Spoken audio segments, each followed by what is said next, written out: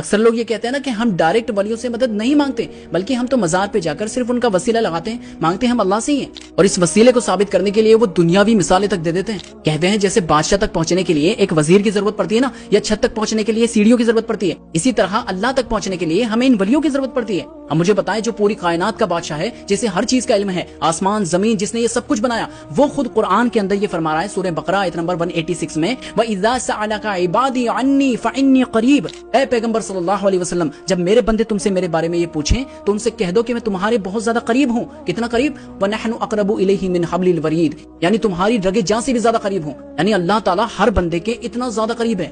اجیب دعوت الداعی اذا دعان، اور جب کوئی پکارنے والا مجھے پکارتا ہے تو میں ہر پکارنے والے کی پکار کو سنتا ہوں۔ اب یہاں اللہ تعالیٰ نے یہ نہیں کہا کہ صرف ولیوں کی اللہ تعالیٰ سنتا ہے یا کسی بزرگ کی سنتا ہے، بلکہ ہر پکارنے والے کی پکار کو اللہ تعالیٰ سنتا ہے، اب چاہے وہ کالا ہو یا گورا، یا امیر ہو یا غریب۔ مجھے بتائیں کہ اس کے بعد کیا کسی بابا یا پیر یا ولی کے وسیلے کی ضرورت باقی رہ جاتی ہے؟ اب کچھ لوگ کہیں گے کہ قرآن میں پھر اللہ تعالیٰ نے یہ کیوں فرمایا ہے، اے ایمان والو اللہ تعالیٰ سے ڈرو اور اس تک پہنچنے کے لیے وسیلہ تلاش کرو۔ یہاں تو اللہ تعالیٰ خود وسیلہ لگانے کا حکم دے رہا ہے، یہ بالکل دے رہا ہے، لیکن وسیلہ کس کا اور کیسے لگانا ہے یہ تو ہمیں قرآن ہی بتائے گا نا، یا نبی علیہ السلام بتائیں گے۔ قرآن میں پھر اللہ تعالیٰ نے دوسری جگہ یہ بھی تو فرمایا نا، اے ایمان والو صبر اور نماز سے مدد چاہو۔ اب دنیا میں کوئی ایسا شخص ہے جو صبر اور نماز سے مدد چاہتا ہے؟ ظاہر ہے اللہ سے ہی مانگتا ہے نا۔ تو صبر اور نماز یہ وہ وسیلہ ہے جو اللہ تعالیٰ کے قریب کرتا ہے، جس کا خلاصہ اللہ تعالیٰ نے آگے اس آیت میں کر دیا ہے، ان اللہ